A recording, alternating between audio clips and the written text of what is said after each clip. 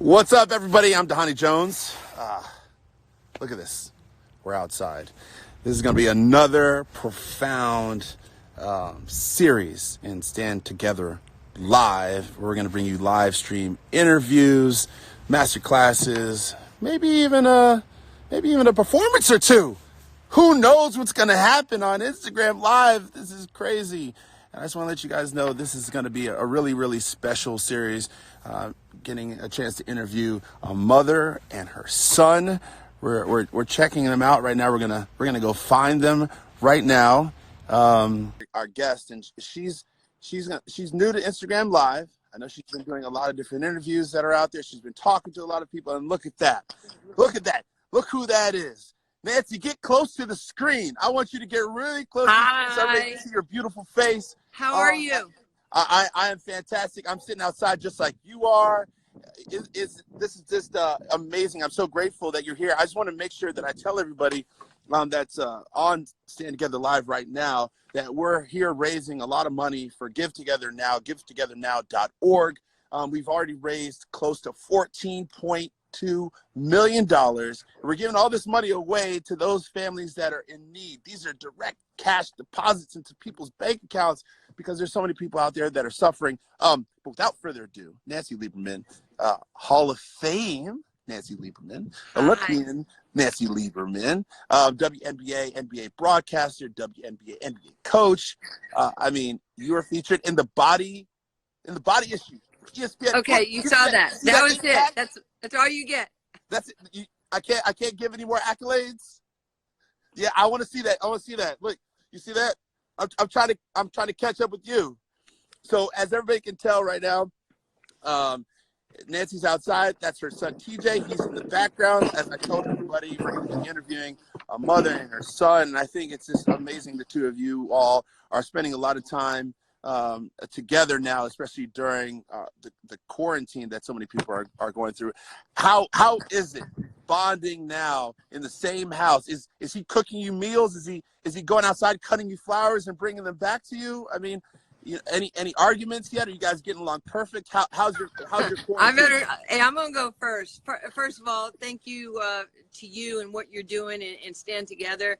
And we're gonna raise a lot of money and give it, as you said, directly to people in need. It's going to be direct deposit. You just get online and make sure you're qualified, and we have all your bank account information. Not me, of course, but with TJ, it's nice to have him home. It's been great, and learning to live together is never easy.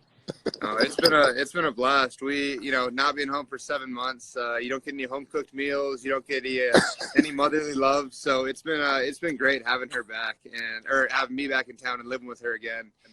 It's a little weird time. There's a lot of time spent, but we're making the most of it, and it's been a blast. So, TJ, you doing your chores though? I wouldn't say I'm cleaning my room all that often, but you know what I mean. We're staying in the room all day, so. It's he's 25 years old. He's been living on his own for the last 3 years or so, but it's great to have him home. And I love to cook. He's been great helping me clean, but a mom is a mom, and I want to be able to make his time at home kind of nice and pleasing.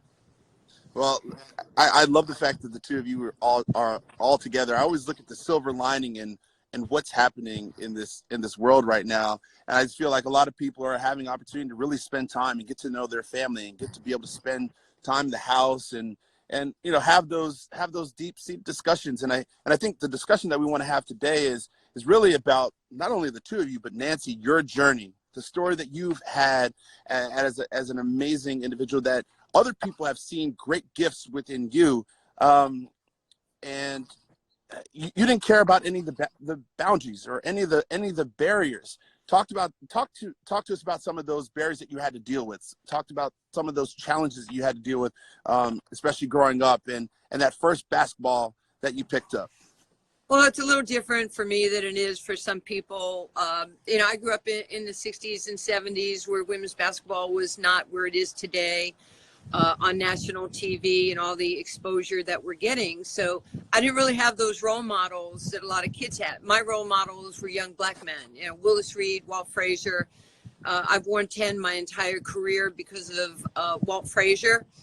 And Dr. J was in the New York area. He was just, electric. And then, of course, my hero of heroes and my friend Muhammed Ali kind of gave me a little bit of guidance. And, when he was saying, he wanted to be the greatest of all times. And he made me want to be the greatest of all times. And it just gave me, something to focus on and not worried about, what was going on at my house. We didn't have a lot. My father left. So they were trying times, but, I persevered through sports, and I needed sports more than sports needed me. But it gave me that sense of community. And I have to tell you, I was championed by the Black community, where they were saying you can do anything. Other people were saying, derogatory stuff or bullying me or saying I'd never make anything of myself. And it was just because they didn't know. They didn't know what you could be. And, I'm very grateful for those opportunities. Was there something that your mom said every time that you went up to Rucker Park and went to go play basketball that stuck with you, or that got you through those moments when you had to take those free throws? Well, I don't think my mom knew the first time I went to Rucker Park. I told her I was going to the park, which was around the corner, but I did take the A train by myself from Far Rockaway to Rucker, got off, changed trains in the city, and then got off at 155th and Malcolm X Boulevard and walked right into the park. But you could just see the respect of the guys. They were like, who's this little white redheaded little girl that's showing up in this park? And when they realized I wasn't afraid, and they mentored me and took me under my wing. But my mom was really kind of not happy, because she's like, what are you doing in Rucker Park? Right. It's New York City, man. Things happen. And I was like, Mom, I wasn't going to hurt anybody. And I just wanted to play ball. It's crazy. But there was one thing that you did that I read about. When you got on the train, you puffed up your coat. Just like I'm doing right now. I added a couple extra T-shirts so I could look a little bit bigger. I'm staring people down in my neighborhood. You had to. In New York, you do it to them before they do it to you. And I did. I put T-shirts in my jacket so I look bigger and more menacing, if you can, at 12 years old. And I was glaring at people on the train, and probably what I do to my son at home. But I just glared at them like maybe they thought I was crazy. And I just wanted to set the tone of I'm not afraid. So so much of life is messaging, right? Mm-hmm.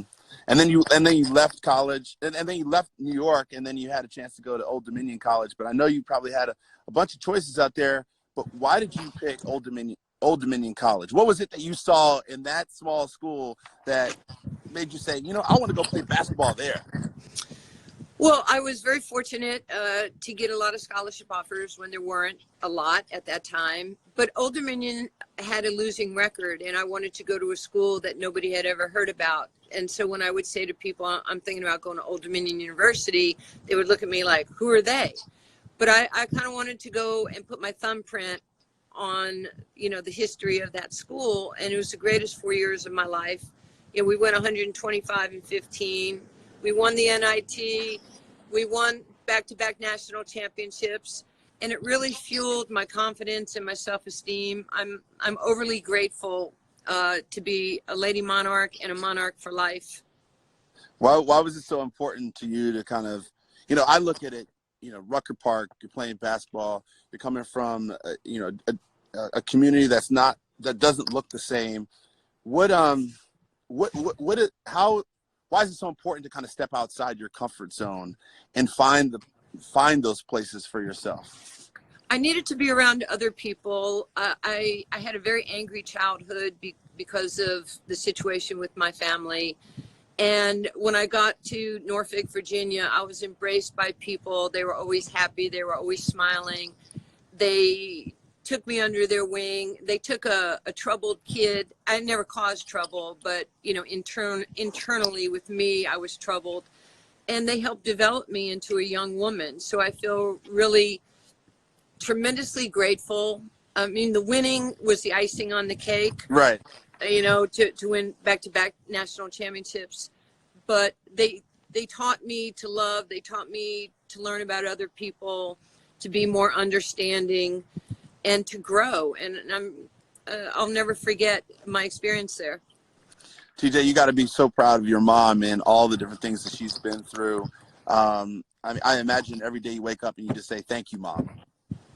Yeah, I mean, it's I definitely thank her for everything she's given me, the lifestyle that we've gotten to live, the experiences that I've gotten to go to as far as meeting people, going to different events. But I mean, I honestly, you know, and when you're overseas, you take for granted the time you have with her. And, you know, we're not living together a lot during the year. So when you do get this time, I think it really makes you cherish it that much more. And it makes you appreciate, you know, the bond that we have. Not a lot of people, you know, mother and son can say they're in the same field, especially in the sports field.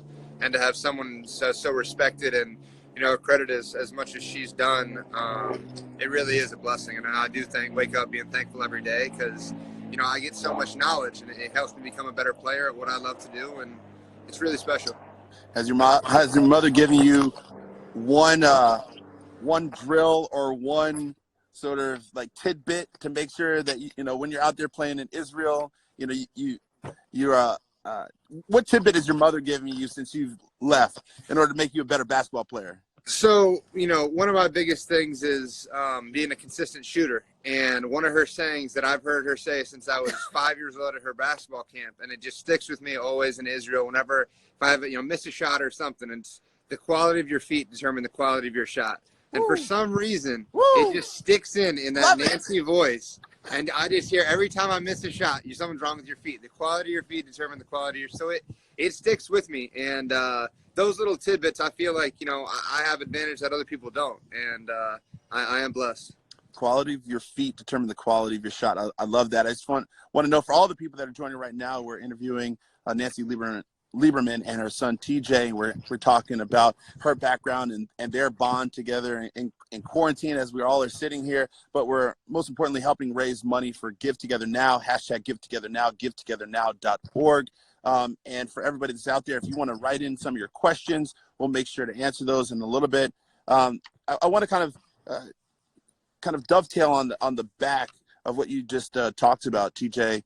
And one of the things that we think about from Stand Together is success really comes from helping others succeed. And I think, Nancy, your story is amazing because of the fact that so many other people have helped you succeed along the way. I mean, in the back of your mind, you have all these high-profile people that are giving you tidbits and information, and all the people that are giving you quotes and other things to stand by, and even passing that over to TJ.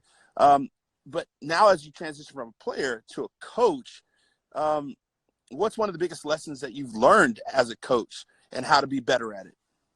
Communication and competing. The one thing that we're all in control of, you know, I always tell people, master the things that take no talent. It doesn't take talent to show up. It doesn't take talent to compete. It doesn't take talent to have a finisher's mentality. And TJ has all those qualities. I mean, he hates when I compliment him, but it's the truth. And we try to look. When I was coaching in the Big Three last year, 2 years ago, all of our guys, I mean, Big Baby competes all the time. He's relentless. Catino, Corey, Birdman, Quentin Richardson, anybody who we've had, you know, Xavier Silas, they have just been amazing competitors. And you have to have that in life as well as in sports. Master the things that take no talent. I love that. And what was, you know, there's another story that's out there as you kind of transition that was talking about the WNBA, and it really hadn't been formed yet. And it was a conversation that you had with Commissioner Stern, because I think, you know, as we kind of relate to the first segment talking about these unique gifts, he saw something amazing in you, and he saw something amazing happening in a league that he wanted you to be in front of before it even happened. Well, I'm glad you brought that up about David Stern, because he really was a true visionary, not only for women, but for African Americans in business and how to grow this league. And in 1984, I got a call from him, and he said, could you come to New York and meet with me? And I was like, oh my gosh, you know, it's exciting. So we go in his office, he closes the door. I must have been about 24, 25 years old. And I said, why are you closing the door? He goes, because I don't want to get fired. And he says, before I'm done with the NBA, there will be a WNBA. Yes. And I was like, what are you talking about? This is 1984. And he goes, my only hope is that you will still be around to play in it. And then fast forward to 1997, I'm the oldest player in the WNBA in the inaugural season. I'm with the Phoenix Mercury, and I'm 39 years old. TJ was 3, okay? And the first call I got that morning was from David Stern, and he was visibly emotional on the call that I hung in there long enough to be able to play. And David Stern, one of the greatest commissioners, rest his soul. I mean, I had a chance to meet him, and I know how special he has been to so many people. But for him to have that insight about you before you even knew, that was like a unique gift that he had, seeing that unique gift that you have. And it was really, you know, he saw something that could create a win-win scenario because he saw the passion that you had as a basketball player and all the energy that you brought to the court. TJ, I imagine as you're overseas playing for the Israeli national team, that you're reminded of the things that your mother has done. And not only is it good feet, good shot, but it's also like the name that you're carrying with you. Do you think about that when you're playing?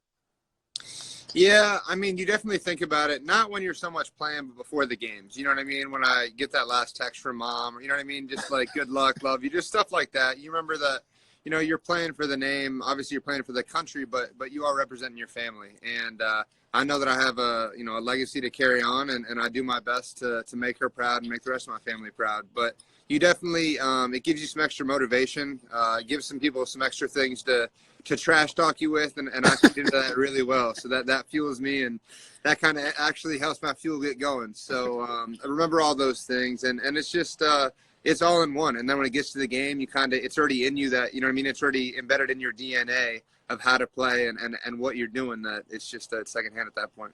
All right. So TJ, I know if my mom got hired to coach in the Big Three and was one of the highest paid, and she got a call from Ice Cube, you know, I would be amped up.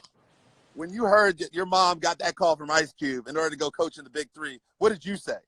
You probably. Well, I mean, I was going, when she said Ice Cube, I was like, wait, like, what are you talking about? And so she went into further detail, and we were laughing about it, and I thought she was kidding for the first like 5 minutes. I was like, okay, how long is she going to play this joke out? How long is she going to play this joke out? And then, you know, it started coming up on Twitter, and then it started coming up on all this different stuff. And I really didn't know too much about the Big Three before then. But then, because she was coming in the second season. But as I looked into it and got into it, started watching film with her, like, this is a legit league, and it's run by, you know, one of the best entrepreneurs in the history of the world. So I don't know, it's kind of surreal still to think about it. But I think we really both, I mean, I can speak for myself, but I really saw how cool it was when they lifted that trophy. And I saw how big of a thing that was in Brooklyn. Like, that was like an accomplishment of a lifetime. Like, some of those guys never won an NBA championship. This is the only thing that they've won. So I really got to see the cool and the historic part of it from that. And on top of it, like you said, when you got Ice Cube running it, it's just an extra cherry on top.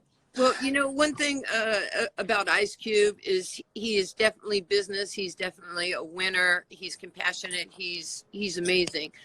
But last year, and I hope this doesn't, make you feel comfortable, but we were playing in Dallas and in the playoffs, I believe it was, or it was regular season. And Corey Maggette called TJ, is that correct? Mm-hmm. And said, hey, will you put us through practice tomorrow night, the night before the game? So you can finish that. I don't know your conversation. No, that was cool with him.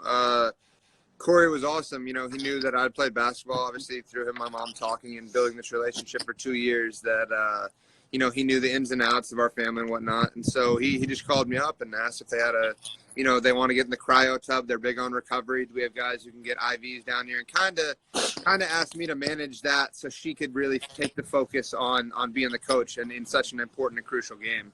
And so it was cool to get to be in that power family and get to see the guys and hang out with them and chill with Big Baby and just see all those. I mean, it's a really cool personality and they take it very seriously. But you know, at the end of the day, you can tell that's why they're a championship team, because of the communication and the beliefs they had in each other.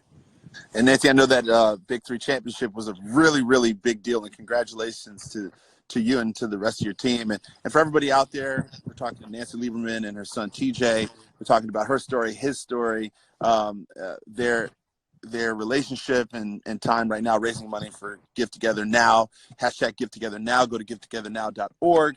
And for anybody out there wondering why we're sitting outside, we're going to get to that in a little bit, because we're going to do a nice workout. Nancy and TJ, thanks for sticking in there. I'm out here too. It's like 35 degrees out here in Michigan. I'm ready for the elements. It's okay. I got my hat on. A couple more questions, and then we're gonna get some questions for the audience, and then get into the workout. But I think one of the things, Nancy, you helped your son learn about himself and understand the importance to, you know, helping others around him succeed. How did you do that on a day in and day out basis? You know, TJ's a smart guy, and when you're around something, you pick up on it. So there wasn't that much that I really had to say. I mean, TJ sees how I am with our players. He sees how I am, you know, with the charity, with Nancy Lieberman Charities, and what we try to do for people. And I think innately he's just become that type of philanthropist. He wants to give of his time, his energy. You know, there's two people in life, we always say. There's givers and takers, and he's the giver. And he's cognizant of people's needs. He never makes you feel bad, but he is in recognition of if somebody needs help. He gives in so many ways. It just makes me happy.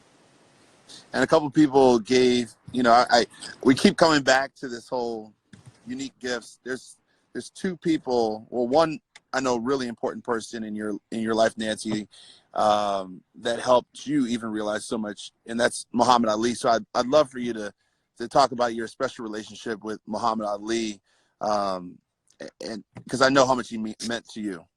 Yeah, he really did change my life because, again, I mean, I'm not a victim of my upbringing. I'm a victor, you know, because I was able to overcome certain things in my life. But when I first saw Muhammad Ali at 10 years old, I just was riveted to how he talked, what he said, his belief system. And I incorporated that into how I felt. And then, you know, I see him on TV at 10, but then I meet him at 19, and we're the two athletes. We're like the celebrity athletes. Right. And it's like, it's too hard to imagine. And when I met him, you know, he could tell that I was a little broken or a little fraudulent, even though I had had some success on the court, you know, at Old Dominion with our winning. And he was just so cool. And I remember leaving him that night, and we exchanged numbers with my mom and pictures the old-fashioned way. And Ali just said, "There'll never be a day that I'm not in your life." I'm like, "But you're Muhammad Ali." And he goes, and to the day we buried him almost 4 years ago, June, there was never a time that he wasn't in my life. And I just felt very honored that any big decision, because I didn't have a father that I could go to and discuss things with. Ali was that person for me, you know, in anything that was relevant. But to have this person, and you know how things come full circle? Right. You know, he's taking care of me through the greater part of my life. And then Lonnie Ali, his wife, who is like another superhero to me, she gave me access and proximity to Muhammad. So I'd go to the house in Phoenix, and I'd sit with him. I'd hold his hand. I'd feed him his food. He'd have a little bib on, you know, it was towards the latter part of his life. And I'm sitting there thinking, this man took care of me, and now I get to take care of him and love on him. And he told me the greatest religion of all is love. And that's what we try to lead with. And everybody knows that Muhammad Ali, the People's Champ, was a champion of not only love, but he's also the champion of communities. Yep. And the Stand Together communities are in the same context, a group of amazing people all across the world that are giving money away right now in givetogethernow.org. But they're also creating this community that I know you've been a part of. Your son, you and your son are a community unto yourself, and I know that there's some other people that you wanted to bring into the community. You had a great conversation with one of the most amazing African American, most amazing men, one of the most amazing basketball players in the entire world. And just talk a little bit about Kobe Bryant and the community that he established in your relationship with him, and how him and Muhammad Ali and Ice Cube and everybody along your path kind of help you create this amazing community that you're now pushing forward and giving back. Well, I have. You hit it on the head. I've had great people in my life, especially in the African American community. And Kobe Bryant, I had 20 years with him. And, you know, Friday before he died, we were talking. He was going to have me come out the following week to California to put Gianna and her team through practice at the Mamba Academy. And then I flew to you guys at Stand Together in Indian Wells. And then I talked to him that night, and I had been telling him, he's like, where are you? And I told him where I was. I said, yeah, there's this really amazing group of philanthropists, would stand together. And I explained all about what you do, prison reform, poverty. I can go on and on. And I was like, Kobe, you got to come here. These people are absolutely amazing. And, obviously beyond that, I never had the opportunity, because the next morning TJ calls me, and I had not heard because I was in the ballroom with you guys. And TJ called, and I stepped out, and he told me that Kobe died, and you know the rest. It was pretty traumatic for me. Yeah, Kobe Bryant, one of the greatest community activists and one of the hardest workers that I've ever known. I know you talked a story about how Kobe, you would want to mentor, like you're mentoring your son, and like you're mentoring so many other basketball players and mentoring so many other people, your foundation. Meet him at his house at 4:00, and if they got there at 4:10, he was already gone. But rest in peace, Kobe Bryant, Muhammad Ali, David Stern, some of the other people. But I think it's our responsibility, even now through this Stand Together Live, to be able to project some of those stories that so many people in our past have given to us, that now allow us to be where we are today. So I just want to go into a couple questions from the audience. NRIZZUTI from the audience. All of your, this is for Nancy, all of your achievements. What accomplishment are you the most proud of? Well, obviously, I love being a mom. So for me, that, supersedes anything that I've ever done in my career. Go ahead, TJ. Give her a hug. Give her a hug, TJ. Come on. It's cold out there. Give her a big bear hug. Give her a big bear hug. Come on, TJ. The man is 6'9". I'm going to get injured. What would be your dream for the WNBA to accomplish, Nancy? My dream would be for Adam Silver to continue to lead us, to equality. And with this new collective bargaining that was just signed, Kathy Engelbert, the new commissioner of the WNBA, I think the future is bright. I'd love to see $1 million salaries for women in the WNBA.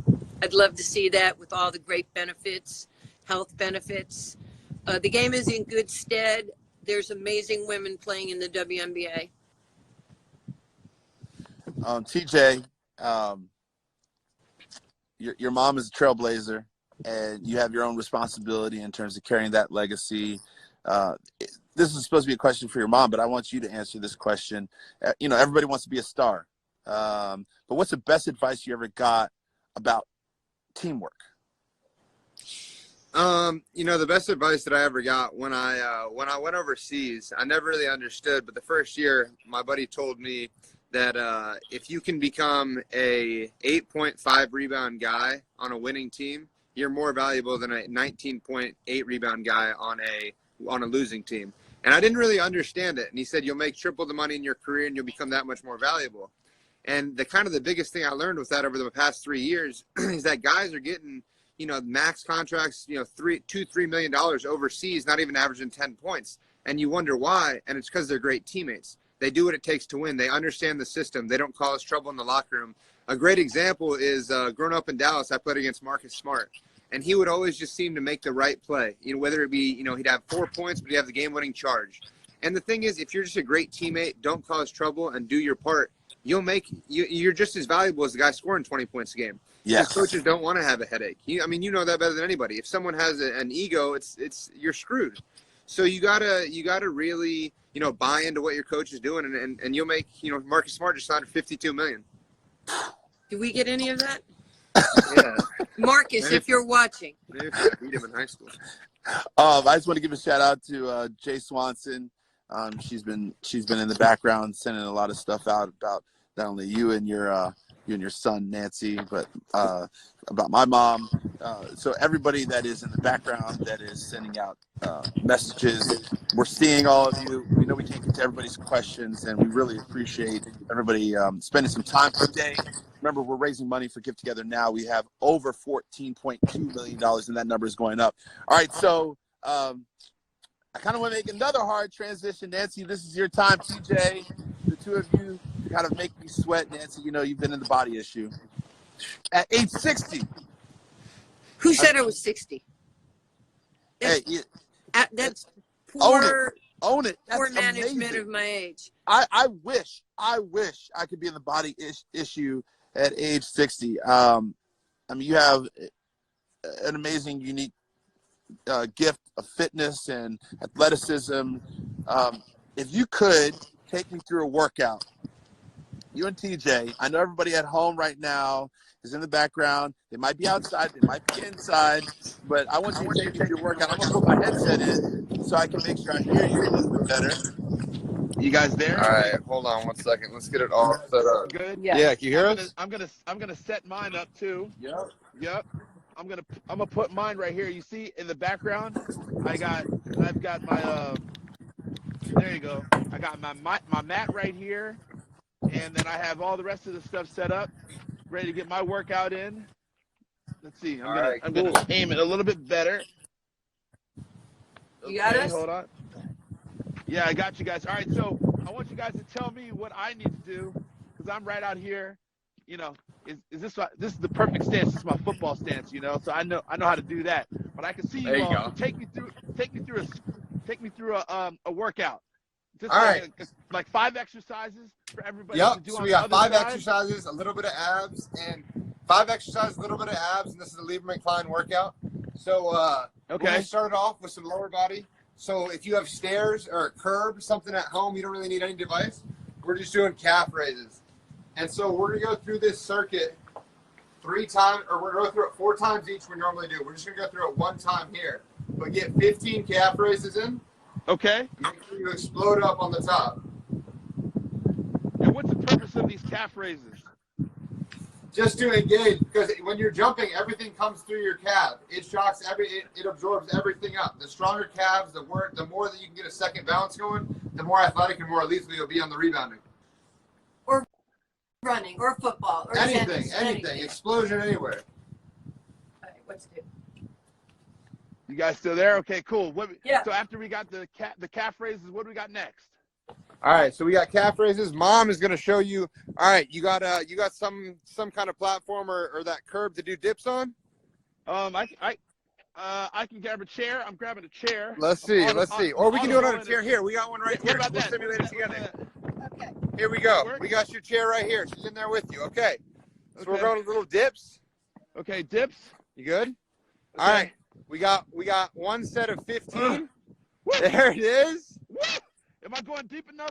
That's perfect. Look at that 90-degree angle right there. There it is. The neighborhood's like, what's going on in this driveway? Yeah. Okay. Us too. There we go. Look at you. I like that one. That one, I can really feel it in my shoulders. I can feel it by in my, set 3, in you'll my feel tricep. it. Okay. By set 3, you'll be going. Am I at 15 yet? Yep, 15, 14, 15. There you go. Okay. All right, so what's now, Okay. So now we got push-ups, right? Push-ups. Push-ups. I'm ready to go. Push-ups. Normal push-ups. If you want to challenge yourself, like we said, you can using that curb, whatever you're using. Maybe if you want to put your feet up, that chair might be a little more comfortable. Yeah, here we go. All right. The chair. Okay. There you go, guys. All right, Dhani, go down. Let's go. 15. 15, my brother. 15? 15. Okay. All right. Not in dog years, just 15. Okay. How's that? Can you guys Perfect. Now let's get a bend. Oh, that's nice. That's nice. Look at you kids. You're going to be in the body issue next year. I love this. I'm already making the call. Oh, man. All right, that was really nice. TJ, he did a fine job. Nice. I did all right. So what do? You do that whole repetition, what, 5 times through, or we got 2 So more no, we got 2 more workouts for you. Oh my goodness. Okay, so here's the deal. You can either do it by yourself or you can do it with a partner. And we're doing we're doing squats. So if you have a partner, right? So if you got a partner, right hand, left hand, and you got 10 squats in. All right, 10 squats. You're leaning back and you're using their momentum. What about a medicine ball? Can I hold a medicine ball? Medicine ball is perfect. Okay. So I hold the medicine ball.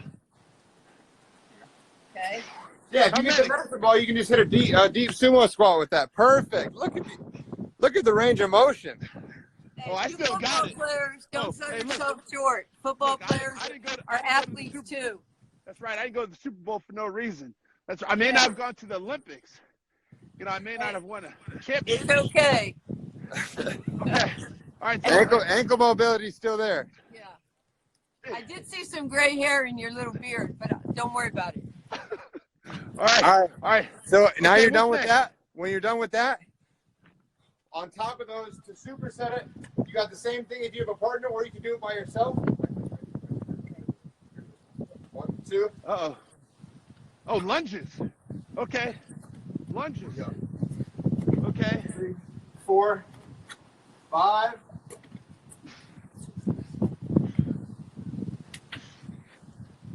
All right, you're working. How many? We're getting 8 apiece, 8 each leg. All right. You, 100. Oh, 100. So we got 8 each leg. Look at that. Look at the stance. Wow. That's pretty impressive. good. And in the cold weather. In Michigan. That's right. All right, what else we got?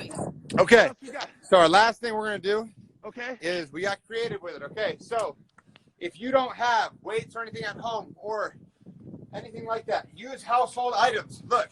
Milk. Especially milk or water. Get a big jug of water. Let this sit out in Michigan. Let it freeze overnight.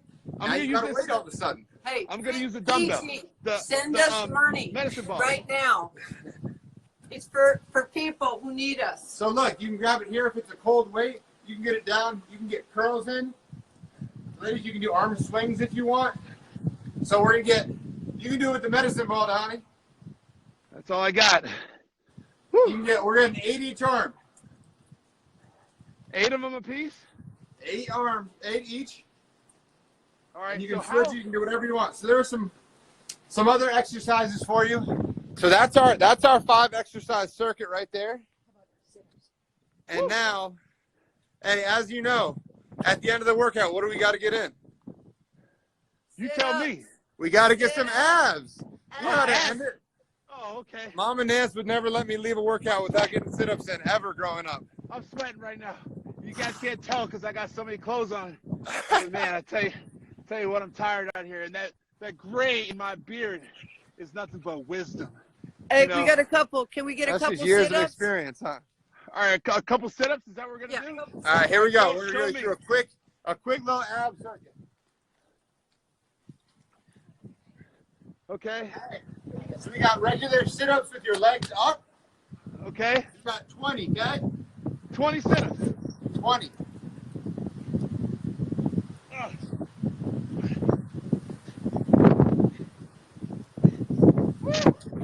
I'm on fire. Okay. Now we got bicycles. We got 20.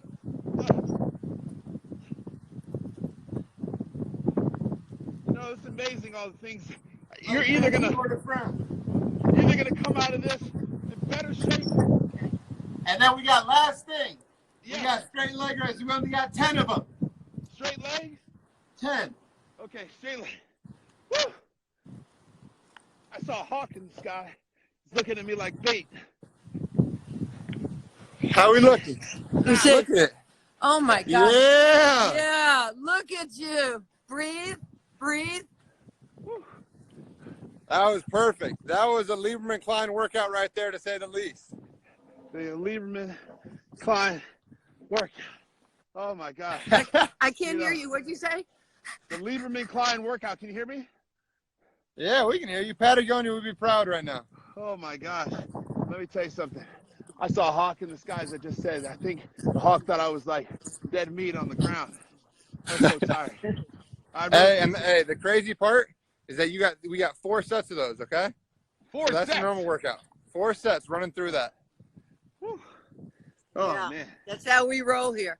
Well, I hope everybody else that is out there that's watching, they're getting their workout in, because there's another quote that I read, and it's the world's going to be changed once we come out of this quarantine. You have to decide when you're going to be changed. And I think the workout that we did today, doing the lunges, doing the squats, doing the bis and tris, and doing the push-ups, that will change you physically. But I think it's the story, Nancy, that you told today that will hopefully mentally change people. You and TJ, your son, gave us a master class in terms of how do you sort of change the entire paradigm and all the things that you've done. TJ, congratulations on your basketball career in Israel. Nancy, WNBA, NBA, Hall of Fame, Olympian. I mean, the list goes on and on. Big Three champion for salaries and equality for so many women. I just want to give you all and everybody out there, this will change you.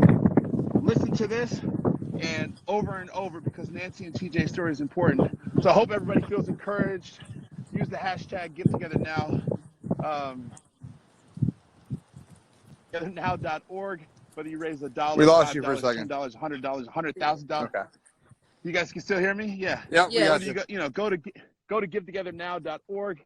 Raise as much money as possible. Please. This is really a way to make a really, really big difference. There's a lot of people struggling during the coronavirus that's really leading to an economic crisis. So I wanted to tell everybody, TJ, have you seen Club Quarantine with D Nice? No, not yet. So D Nice did Club Quarantine. He has an amazing story of triumph and resilience. His amazing story of community. His amazing story of unique gifts. April 1st, which is coming up Wednesday, 3 p.m. Eastern. D Nice. He's going to be on Instagram Live. He played for 100,000 people just to get people excited. Just to kind of feel good about, just to feel good, right? He had Oprah, he had Michelle Obama, he had Mark Zuckerberg in the audience. We're going to have a master class with him. It's going to be amazing. Wednesday, April 1st at 3 p.m. Again, I just want to say for everybody out there, thank you so much for your questions and for your comments. Your support is unwavering. Nancy and TJ, thank you so much for everything that you have done and that you will continue to do. What you believe in and what you will continue to teach others to believe in as well. So from Dhani and Stand Together Foundation and for all those that are supporting hashtag Gift Together Now, thank you, and we'll talk to you soon. Okay, Nancy, anything you want to say? TJ, anything to say last? Yeah, just this Stand Together Live. Please donate. We really need you to help other people. That would be my only message, and thanks for having us. Yeah, thanks again, Dhani. All right, thank you so much. I'll talk to you all soon. All right, Bye. see you later. All right, bye. Thanks, everybody. Stand together. Donate. Tell other people to donate and tune in on Wednesday, 3 p.m. D Nice. We're raising money. Hashtag Gift Together Now. Nancy Lieberman, TJ Cline, amazing guest. My arms are sore. We'll talk to you soon.